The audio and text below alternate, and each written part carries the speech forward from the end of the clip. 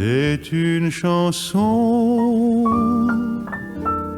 qui nous ressemble. Bien. Vamos con la primera de ellas, que es Bottega Veneta. Su director creativo es Matthew Blassi desde 2021 y que viene a sustituir a Daniel Lee. Matthew Blassi es fue diseñador para Raf Simons, Maison Margiela, Celine y Calvin Klein. Para esta colección, en el backstage nos decían esto que os va a leer Pedro. Empezó mirando las noticias en el mundo en que vivimos. ¿Qué podemos hacer?, preguntó. La idea inicial era reducir la colección casi a la función, pero no reducirla al mínimo, sino al máximo. Me interesaba hacer un monumento de lo cotidiano. Hemos leído en las críticas, ¿no?, que en un mundo en llamas, porque la verdad que el panorama internacional no está bastante hecho girones, ¿no? Bueno, de hecho hay que advertir que la pasarela estaba iluminada en un rojo, sí. Sin concesiones a la duda. Entonces, decían en las críticas de Vogue Runway que en un mundo en llamas hay cierto estoicismo en lo mundano, donde incluso vestirse es un acto un poco de resistencia, ¿no? Y aunque eran prendas un poco pragmáticas, funcionales, hechas para el día a día, incluso para ir a la oficina, bajar a pasear al perro, no había nada de convencional en estas prendas y nada de discreto, obviamente, porque los volúmenes elegidos eran muy, muy especiales. Hemos visto una paleta cromática muy interesante en la que otra vez vemos la presencia un poco en la mitad de la colección o incluso más del negro absoluto, pero también hemos visto una especie de humilde optimismo en la perspectiva que tiene Matthew Blassi de esta especie de resistencia de las personas que en su día a día, aunque el panorama no sea nada optimista, sí intentan seguir adelante, ¿no? Y aunque él no lo confiese explícitamente, viendo los looks en el fondo de esas luces rojas como de un bombardeo, de una guerra intermitente, que además sucede en invierno, porque para eso es la colección Otoño-Invierno 24, parece una especie de delicado homenaje a lo que está ocurriendo en Ucrania. Sí, de hecho el escenario del desfile podía recordar un poco a estos paisajes quemados y desgastados como un poco un terreno estéril, ¿no? Pero realmente con esas esculturas gigantes que hemos visto, os pondremos fotos de cactus, lo que sugería más bien era una especie de sensación de regeneración.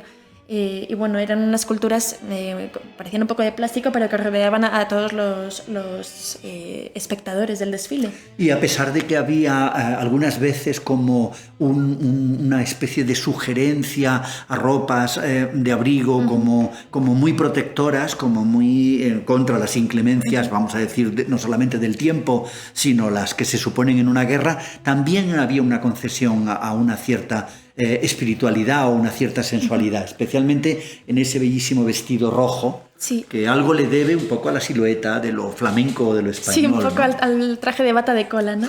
Pero el primer look es el que sentó un poco las bases de la colección, que era un abrigo negro tipo capullo de alta costura, como si recogiese a la modelo en ese capullo de tejido. Ese volumen lo habían conseguido abrochando diferentes partes del torso y de las mangas con botones de latón. Y cuando quitas esos botones la prenda queda más o menos plana. Era como muy sencillo no imaginarte a Matthew Blassi y a todo su equipo en el atelier poniendo alfileres en la muselina y quitándolos y un poco haciendo fotos del proceso, un poco improvisado, ¿no? Es un proceso que no está especialmente pensado, pero que te lleva a estos volúmenes tan especiales. También han desaparecido todos los adornos que hemos visto en colecciones anteriores porque, según palabras literales de Matthew Blassi, quería ir en serio esta vez, ¿no? Porque ya con el panorama que hay y con la reflexión que estaba haciendo en el mundo actual, él pretende hacer prendas para el día a día reales. Aunque hemos visto incluso estampadas un poco surrealistas, os pondremos una foto de un look en específico masculino, en el que el jersey hace una especie de volutas en blanco y negro muy divertidas. Sí. Algunas veces como astillados, ¿no? Sí. Como de hecho, explosión de puntas. Él dijo también en el backstage que él lo que quería era que la técnica estuviera en el propio tejido, y eso lo hemos visto, por ejemplo, en un trío de looks muy interesante, donde se ha hecho una especie de estampado de memoria con sellos de pasaportes. Entonces quedan como un poco... Os pondremos fotos si las encontramos.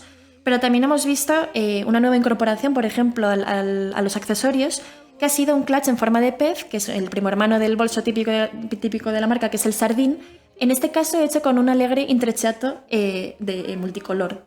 Os pondremos también fotos del bolso que los hemos encontrado. Y el propio Blassi reconocía que la investigación no se quedaba sencillamente en el tejido terminado, sino que iba más allá. Él mismo decía, quería que la técnica estuviera en el propio tejido. Las llamas pintadas que aparecían en forma de dibujos sobre el cuero también se mimetizaban de forma abstracta con el movimiento de los looks fil coupé. Para los que no lo sepáis, el fil coupé es una técnica en la que se cortan selectivamente los hilos para crear normalmente en organza de seda un determinado relieve.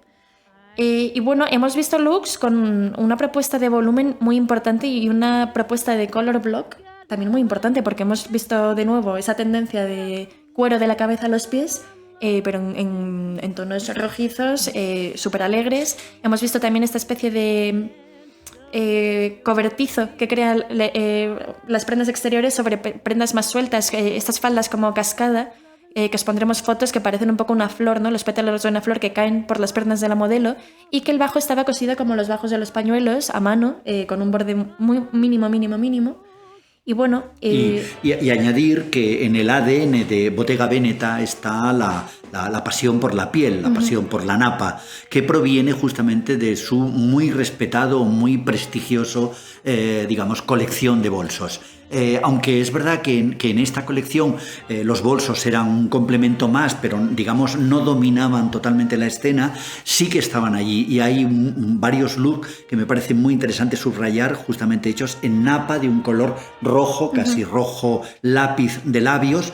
Y bueno, y un pequeño brindis en la memoria, porque uno de los artesanos, de los diseñadores, de los hombres más importantes en la transformación del bolso de duro a blando, que por ejemplo dirigió durante mucho tiempo la marca española Loewe, era justamente el diseñador Renzo, que provenía de Bottega Veneta, que es, digamos, el maestro de la desestructuración del bolso. También había cierto simbolismo en la accesorización de la colección, con esa especie de serpiente, que el significado detrás de ella es que muda de piel y se transforma, ¿no? Y eso lo hemos visto en toda la colección, desde bolsos envolventes hasta una nueva interpretación del cinturón serpiente, e incluso los pendientes de esmalte en espiral. Os buscaremos fotos para ponerlas y que las veáis, porque es una colección muy interesante y que se aleja mucho de esto que están haciendo todas las casas de moda, de ir a lo seguro en tiempos de crisis, ¿no? Que parece que al ir a lo seguro todas las colecciones de la temporada, o muchas, son un poco indistinguibles entre sí y no sabrías decir muy bien, excepto por los logos quizá, de a qué marca pertenece. Pero Blasi la verdad que no cae nunca en esas trampas, y aunque intente ir, entre comillas, a lo seguro, a lo funcional, a lo pragmático, esa reflexión optimista de vamos a intentar hacer lo que podemos mientras podemos, pues la verdad que le ha salido una colección súper especial y de las mejores, yo creo, que de la temporada de Milán. Y esta pequeña mención que hemos hecho a lo que une, entre comillas, Bottega Veneta y Loewe, es que los otros días se nos olvidó decir que entre todas las marcas donde había trabajado Giorgio Armani está justamente Loewe. Sí. Hubo un momento tan espléndido de Loewe España, que un diseñador como Karl Lagerfeld diseñaba el prêt-à-porter femenino, y un diseñador tan importante como Armani diseñaba la colección de bolsos. De hecho, fue él el que introdujo un poco la idea del bolso blando y no rígido, ¿verdad? En Loewe. Bueno, en Loewe y próximamente en todas las marcas que copiaron a Loewe. Y en todas las marcas que efectivamente copiaron la tendencia que dirigía Loewe.